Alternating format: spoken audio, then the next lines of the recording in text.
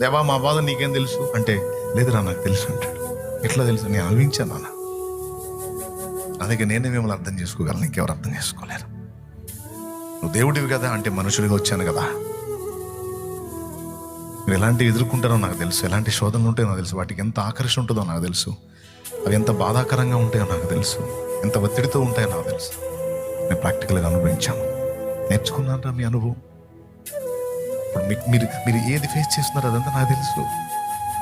చూడండి, మన ప్రధాన యాజకుడు మన బలహీనతలలో సహానుభవం లేనివాడు కాడు, కానీ ఆయన సమస్త విషయంలో మన వల్ల శోధింపబడినను పాపము లేనివాడుగా ఉంటే. మన హెబ్రీ పత్రిక 4:15 మన ప్రధాన యాజకుడు మన బలహీనతలో సహానుభవం కలిగిన వాడయ్యాడు. ఇదంతా ఎలాగా? ఒకప్పుడు లేదు ఆయనకి.